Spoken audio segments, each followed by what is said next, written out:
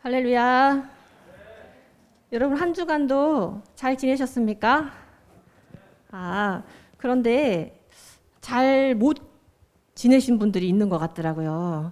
저희 이제 한 주간 상담하신 분들이 다 두렵다.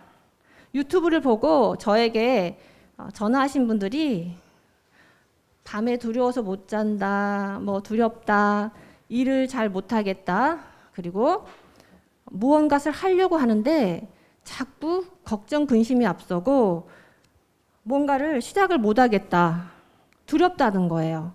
뭔가 일을 하고 싶은 감동은 오는데 못하겠다는 겁니다. 아무것도. 그래서 저는 이번 주에 그 치유의 말씀을 하려다가 말씀을 바꿨어요. 성령님께서 바꿔주셨는데 아침에 제가 일어나는데 몸이 찌뿌둥해가지고 좀 더 들어 누워 있어야지 오늘 말씀을 마무리해야 되는데 오늘 좀 뒹굴다가 해야 되겠다. 뒹굴뒹굴 하면서 스트레칭 하면서 이리 구르고 저리 구르고 있는데 계속 아침 7시 몇 분부터 7시 몇 분입니까?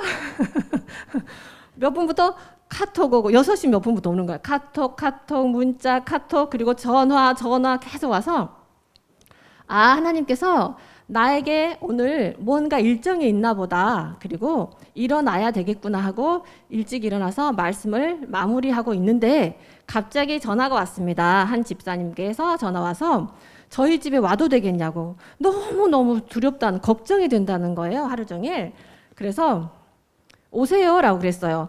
교회로 오시지 저녁에는 시간이 안 된대요. 그래서 낮에 방문하겠다고. 그래서 왔어요. 낮에. 하나님을 아시고 계시는 거예요. 하나님께서는 그래서 저에게 일어나서 먼저 말씀도 준비하게 하시고 뭐든지 일정이 있으니까 하나님께서는 일어나게 하신 거예요. 그래서 이 말씀을 하게 하신 줄로 믿습니다. 여러 명 전화가 왔습니다. 이번 주에. 이 말씀은 사도 바울은 하나님께서 자기 아들 독생자 예수를 아끼지 아니하시고 내주셨다고 증거하고 있는 말씀입니다. 아들까지도 내어주신 이가 무언들 여러분에게 안 주시겠습니까? 모든 것을 주시지 아니하겠느냐라고 반문하고 계십니다. 모든 주권이, 여러분들은 그걸 믿으셔야 돼요. 모든 주권이 하나님 안에 있다는 것을 알고 있습니다, 여러분. 예수 그리스도를 믿는 사람들은 다 알고 있다는 거예요. 그런데 지식으로만 알고 있는 것과 내가 마음으로 깨닫는 것은 다르다는 것입니다.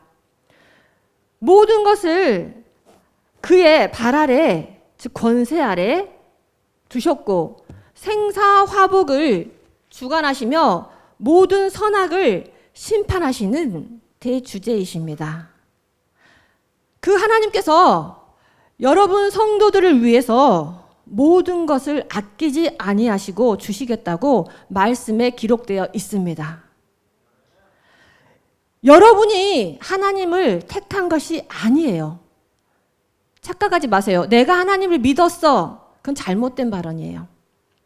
하나님께서 여러분을 태초부터 택하신 거예요. 여러분을 때에 따라서 택한 것입니다. 그렇게 하셨으니 이 천지의 대주제이시고 심판자이시고 주권자이신 하나님께서 여러분을 택하셨기 때문에 어느 무엇도 여러분을 대적할 수가 없다는 것입니다. 예수 그리스도를 통해서 보여주신 그분의 사랑은 그 어느 것과도 비교할 수가 없습니다. 그래서 로마서 8장 38절에서 39절에 이렇게 말씀이 적어져 있습니다. 내가 확신하노니 사망이나 권세나 천사들이나 권세자들이나 현재일이나 장래일이나 능력이나 높음이나 깊음이나 다른 어떤 피조물이라도 그리스도의 사랑에서 끊을 수 없다는 것입니다. 여러분 확신하십시오. 그 말씀을 확신하십시오. 붙드십시오. 죽음도 생명도 죽게 있고 타락한 천사들도 그리고 돕는 천사들도 세상 주관자들도 현재 당하고 있는 현재 일어나고 있는 일도 장래 미래에 있을 일도 그리고 어떤 물질의 능력도, 권세자들의 능력도, 모든 지혜의 능력도, 그리고 지혜의 높음이나 지혜가 아무리 깊어도 어떤 형상으로 만들어진 우상들도, 금은 동상으로 만들어진 그러한 우상들도, 그리고 어떠한 피조물들도 우리를 하나님의 관계에서 끊을 수가 없다는 것입니다. 하나님의 사랑은 끊어지지 않습니다. 아버지께서 여러분을 그 사랑하는 끈을 절대로 죽는 순간까지도 놓지 않는다는 거예요. 코로나, 전쟁이나 지진, 태풍과 같은 환란이 올지라도, 환란 중에도 힘들고 외롭고 짜증나고 형편이 어려운 곤고한 상황 가운데에도, 박해를 당하는 상황에서도 최소한의 상태, 채워지지 않는 그러한 상태, 모자라는 상태를 기근의 상태라고 그래요. 환란이나 공고나 박해나 기근이나 적신이나 위험이나 칼이 올지라도 우리를 그리스도의 사랑에서 끊을 수 없다는 것입니다. 아무것도 걸치지 않는 처참한 죽음 직전의 적신의 상황, 그것을 적신이라고 합니다. 그 상황 가운데 바울은 많이 놓여져 있었었죠. 하지만 하나님은 사랑을 놓지 않는다는 것입니다.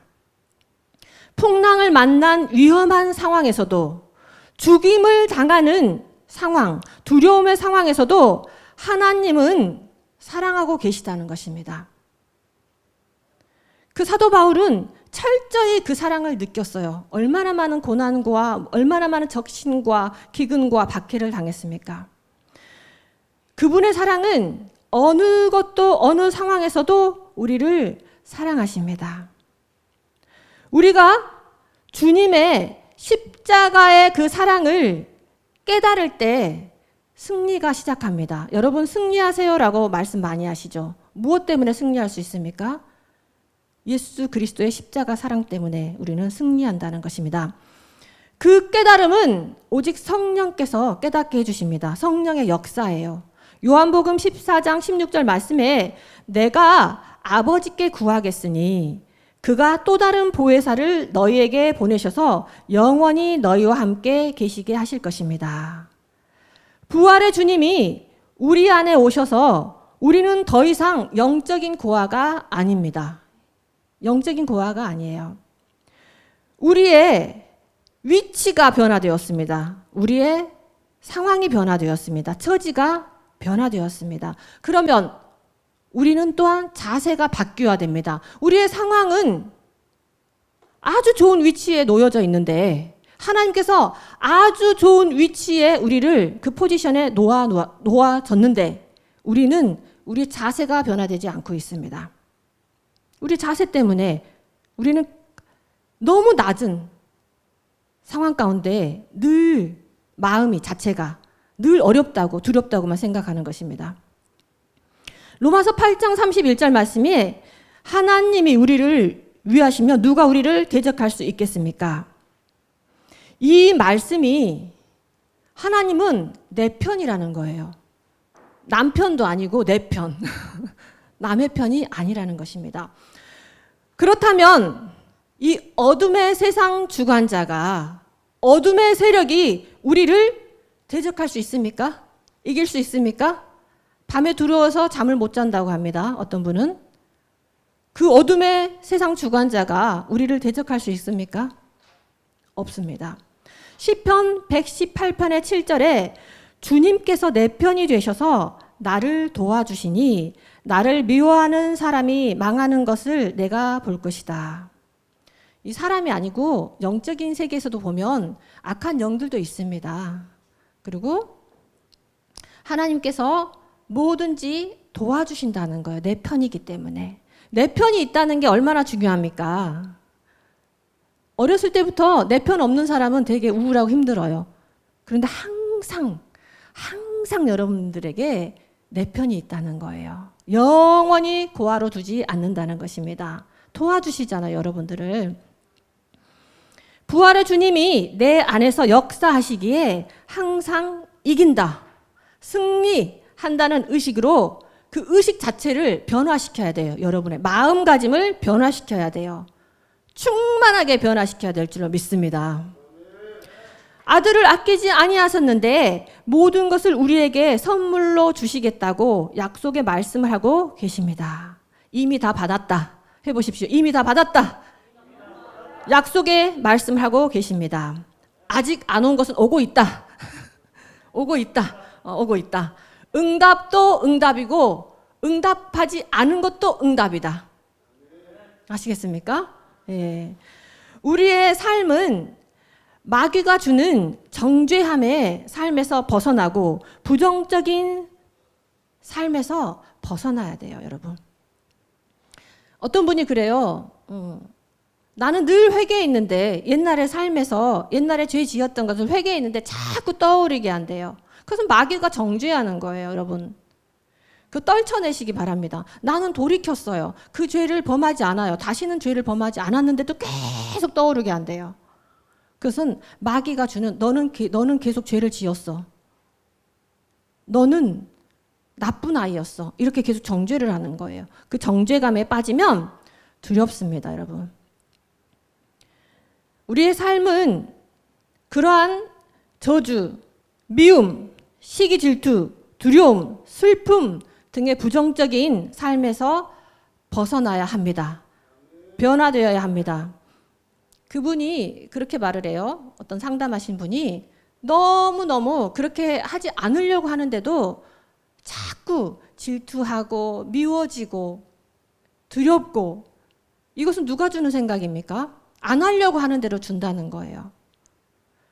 우리는 그 옛 자아, 그 부정적인 자아의 사람이 아니라는 것입니다. 새로 태어났어요, 여러분.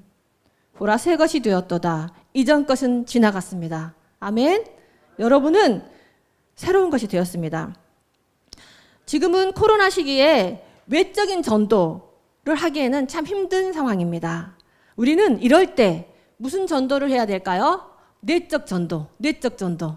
그래서 하나님께서 믿음의 사람들이 너무 힘들어하니까 그분들을 일으키게 자꾸 전화로 상담하게 하십니다. 저에게 그러한 일들을 요즘에 코로나 시기에 자꾸 맡기고 있습니다. 유튜브를 시청하시고 전화가 와요. 카톡 해가지고 이렇게 연락처를 주셔가지고 전화하면 늘 그런 이야기들이에요.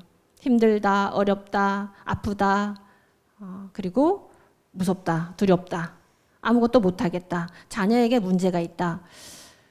그것을 연결하시는 것도 하나님이라는 거예요. 하나님이 함께 하시기 때문에 그냥 홀로 두지 않는다는 거예요, 그분을. 그러니까 제가 하는 게 아니에요. 유튜브를 보게 하신 것도 하나님이고, 그곳에 가게 하신 것도 하나님이고, 저희 집에 오게 하신 것도 하나님이고, 전화로 상담하신 것도 하나님이에요. 예.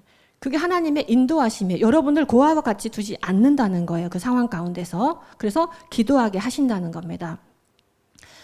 하나님 나라의 복음, 절대적인 진리, 감사예요. 찬양이에요. 부요예요. 승리예요. 축복이에요. 평강입니다. 사랑입니다. 그러한 것들로 우리는 변화되어야 합니다. 그렇게 살아야 할 줄로 믿습니다. 아직도 율법주로 사는 성도님들이 있습니다. 우리가 영적으로 이 세상을 보면 이렇게 나눌 수가 있어요. 흑암의 세계, 빛의 세계, 정죄의 세계, 의의 세계, 마귀의 나라, 하나님 나라, 이렇게 볼 수가 있습니다. 우리가 예수를 믿고 구원받으면 주님이 내 안에 성령으로 오셔서 우리는 이 세상 가운데, 그 어둠 가운데, 그 마귀의 세계 가운데서는 우리는 자유함을 입는 사람들이에요, 여러분. 자유로워요. 그러니까 우리가 마귀도 있지만 마귀 할 것이 아니라 우리는 평강, 주님을 붙드는 거예요. 우리가 영적으로 분별하라는 거지 늘 마귀 이것도 힘든 삶을 사는 거예요. 우리는 예수님이 다 이루셨다. 나는 평강이다. 나는 기쁘다. 나는 감사하다. 이렇게 고백하는 삶으로 변화되기 바랍니다. 골로새서 1장 13절 말씀에 아버지께서 우리를 암흑의 권세에서 건져내셔서 자기의 사랑하는 아들의 나라로 옮기셨다라고 말씀하고 계십니다. 우리는 내가 이만큼 했는데, 율법주의자가 아니에요. 이만큼 했는데, 내가 이만큼 봉사했는데 왜 나는 계속 이렇게 살지? 내는 왜 이렇게 힘들게 살지? 자꾸 정죄하는 그런 삶에서 벗어나기 바랍니다. 우리는 기쁨을, 어떠한 상황 가운데서도 기쁨을 누려야 하는 사람들입니다. 아멘. 그러니 우리가 늘 기쁘다면, 복음으로 기쁘다면 누가 우리를 대적하겠습니까? 어떤 것이 우리를 앗아가겠습니까? 지금 여러분 기쁘십니까? 기쁩니까? 기뻐야 돼요. 어떠한 상황 가운데도 기뻐야 돼요. 예수 그리스도를 믿으면 복을 받습니다, 여러분. 복을 받아요. 세상에서도 복을 받아요. 그런데 가장 큰 복은 무엇입니까? 영혼이 잘 되는 복이에요. 영혼이 잘 되는 복이에요. 영혼이 잘 되면 나를 통해 하나님이 일하십니다. 영혼이 피폐해졌는데 어떻게 하나님이 일으키기도 바쁜데 일을 하겠습니까? 그렇죠? 나의 필요가 그러면 자동적으로 채워지는 복이 있습니다. 영혼이 잘 되면 범사가 잘 돼요. 그래서 하나님께서 그런 은사대로 쓰십니다. 영혼이 먼저 잘 돼야 돼요. 그러면 물질을 버는 은사가 있는 사람들은 물질을 벌고, 가르치는 은사가 있는 사람들은 가르치면 돼요. 그래서 물질이 많이 벌면 교회에 가르치기만 하고 다른 은사가 있어 돈을 못 벌어. 그럼 그분은 좀 어려울 수 있어요. 그러면 나눠주는 겁니다. 그게 흐르는 거예요. 그러니 함께 잘 살아가는 교회가 되는 것입니다. 그래서 궁핍함이 없어지고 다 같이 해결되는 역사가 있는 것이죠. 여러분 지금 두려움 가운데 있습니까? 위기가 찾아온 가정도 있을 수 있어요. 문제가 갑자기 생긴 가정도 있어요. 뭐 어떤 사람은 갱년기가 와서 힘들다고 그래요. 어떤 분은 질병에 노출되어서 힘들다고 해요. 어떤 분은 은퇴해서, 파산해서, 그리고 이혼해서, 자녀가 문제를 일으켜서 권고사직을 해서 등등등등 많은 문제들이 있을 것입니다. 그런데 하나님의 사랑을 아시기 바랍니다. 모든 것을 주시지 않겠습니까? 절대적으로 그 말씀을 신뢰한다면 어떤 환경이든 감사할 수 있어요. 예를 들어서 내가 실직을 당했다. 기도하면 하나님께서 그래, 더 좋은 것으로 주시겠지. 더 좋은 상황을 만들어 주시겠지. 이렇게 긍정적으로 또 기도할 수 있는 시간이 있어서 얼마나 감사합니까? 라고 긍정의 믿음으로 말미암아 긍정을 선포하는 겁니다. 그게 절대 신뢰입니다. 바울 사도는 복음을 전하다가 감옥에 갇혔습니다. 감옥에 갇힌 것이 여러 번 있었죠. 그는 복음을 전하다가 양이 도살장으로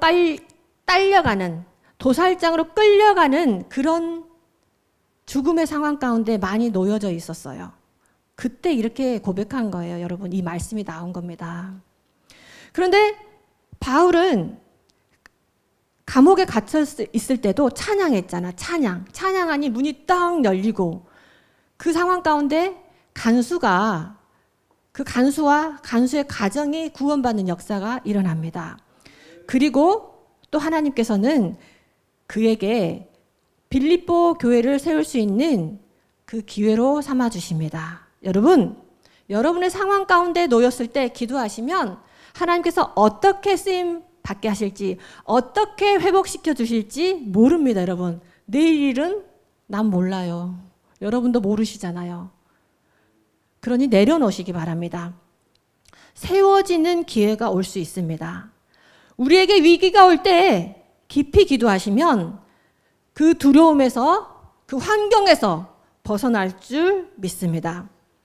주님은 여러분을 사랑하시기에 사랑하시기에 여기까지 인도하신 거예요. 두려움에서 이겨내기 위해서 인도하시고, 질병에서 치료해 주시기 위해서 인도하셨고, 문제에서 해결받게 하기 위해서 이곳으로 인도하셨고, 그리고 또한 주님의 뜻을 알게 하시기 위해서 인도하신 것입니다. 하나님의 모든 간섭하에서 지금 일어나고 있다는 것입니다. 그분을 신뢰하십시오. 오늘 신뢰하라는 말을 너무 많이 말하죠? 정말 많이 여러분에게 말하죠? 신뢰하십시오. 자기 부인을 하세요. 내 문제를 내가 담당하고 있지 않습니까? 내가 해결하려고 하지 않습니까? 이 내 모든 문제 자체를 주님께 넘겨드리는 것이 자기 십자가를 지는 거예요. 내가 해야지. 그렇게 하면 자기 자신의 수준으로 하는 거예요, 일 처리를. 그 환경을 뛰어넘을 수가 없습니다, 여러분은.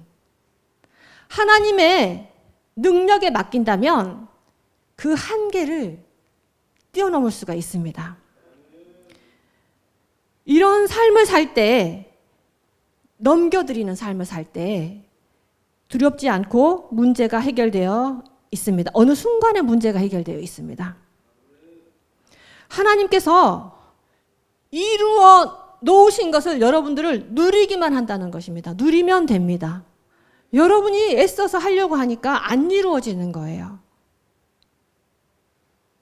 시편 46편 1절에서 3절 말씀. 하나님은 우리의 피난처시요 우리의 힘이시며 어려운 고비마다 우리 곁에 계시는 구원자시니 땅이 흔들리고 산이 무너져 바닷속으로 빠져들어도 우리는 두려워하지 않는다. 물이 소리를 내면서 거품을 내뿜고 산들이 노하여서 뒤흔들려도 우리는 두려워하지 않는다. 셀라. 우리 앞에 성남 파도처럼 문제가 다가와도, 산이 흔들릴 만큼 문제가 다가와도, 지진이 일어날지라도 하나님 앞으로 나가세요.